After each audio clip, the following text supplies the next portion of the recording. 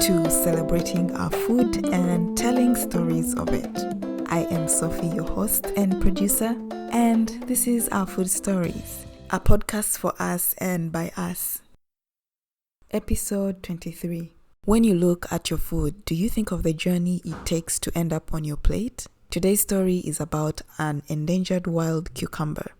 On top of demonstrating how the cucumber was harvested and prepared, special guest Ismail tells us the challenges foods like this cucumber face, particularly with the commercialization of agriculture as communities try to preserve and consume their food. I know you will gain a lot of insight from this story.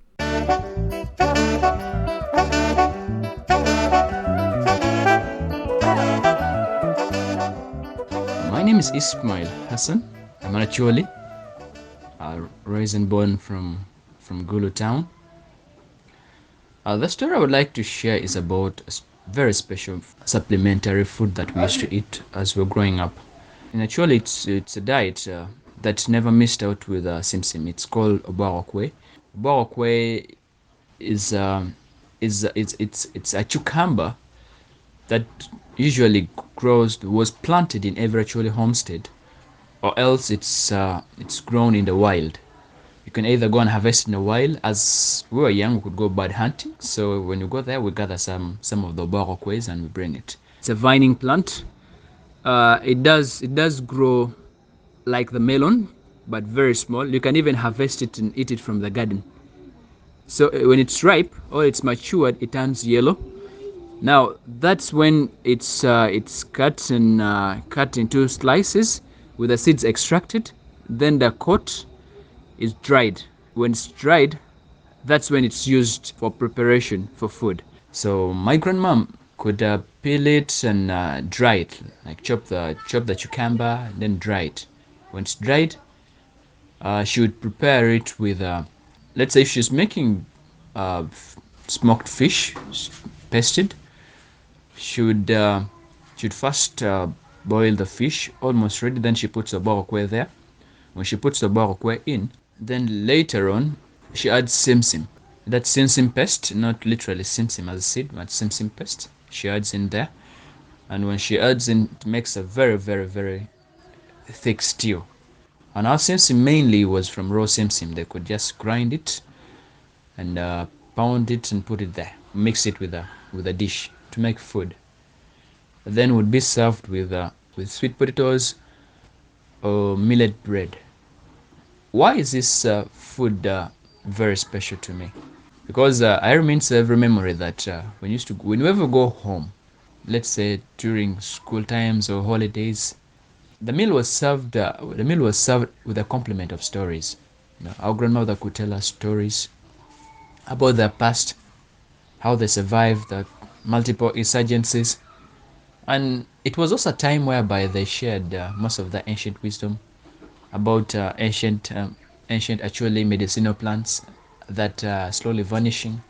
They also share stories about how they were raised as teenagers, the things that they did to avoid temptation as young, as youths and as teenagers. We got a lot of temptation.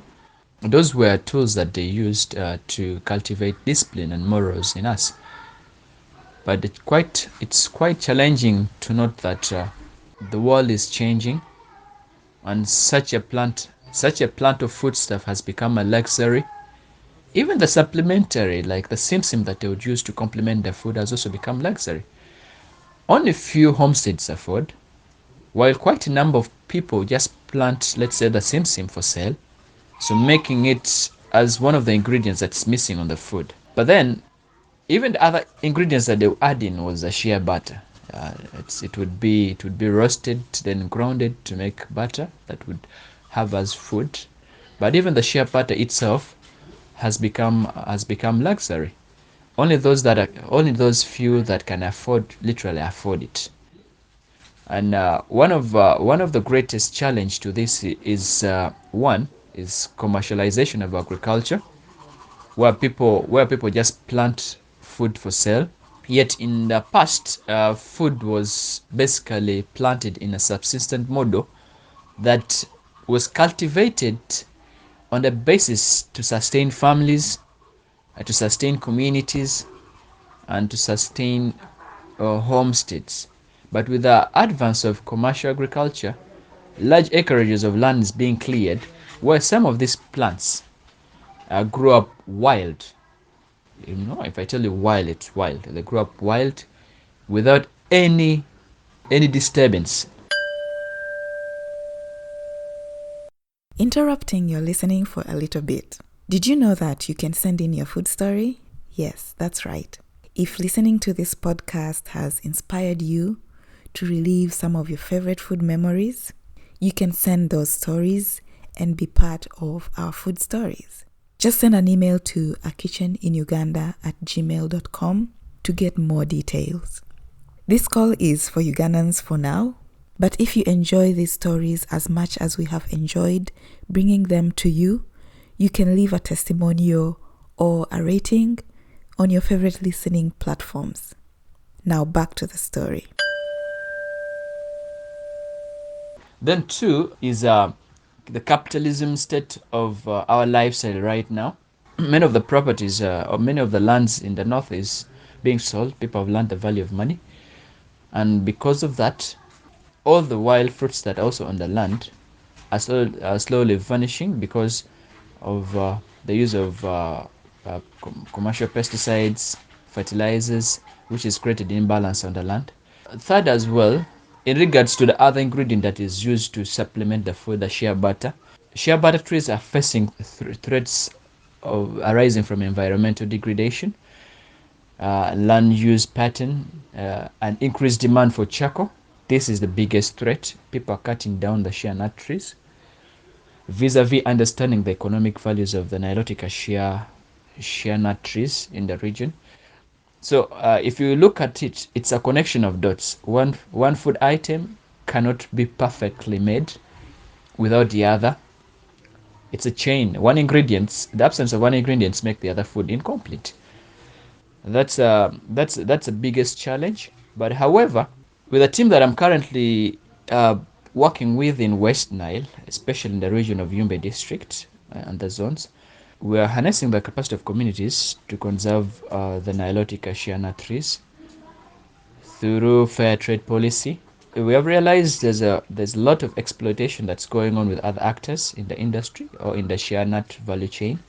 What they usually do is that when they come to a site where the shea nut trees is, they pay the communities peanut. Let's say right now a kilo of shea nut costs between 800 to 1,200 shillings, but these communities are being paid between 800 shillings per kilo. Now, the Shea Nuts and Natural Oils Conservation Limited does pay them at least 1,500 shilling, that is per kilogram, which is more different from the other actors. So in this regards, we also move out and do outreach sensitization of the communities, especially those within the Shea Nut reach, so that we continuously empower them with this basic knowledge and also help them establish collection points that we source from. It's also rare to find any meal that has a complement of cucumber. Like I said in my previous recordings, is that because of environmental degradation and commercialization of agriculture, then an increased use of pesticides, many of these plants that complement the delicacy are vanishing.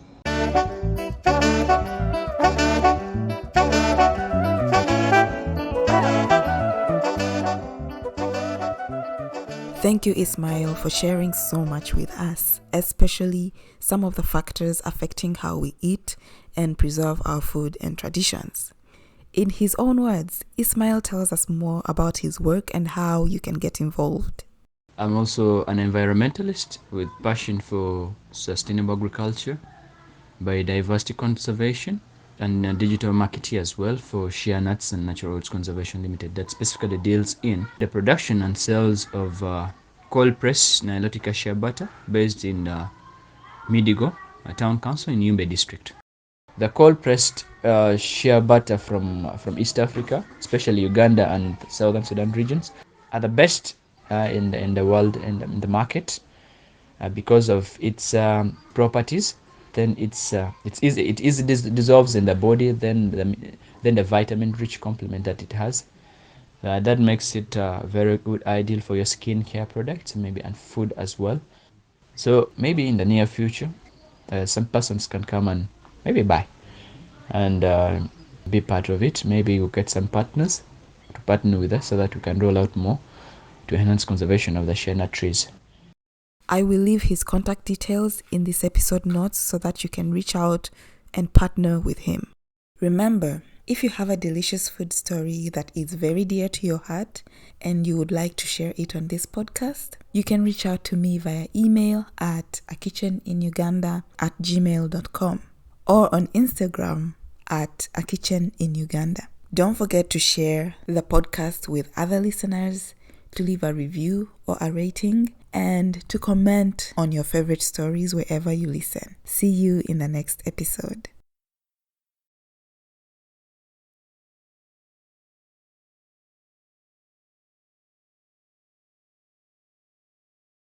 Episode 23.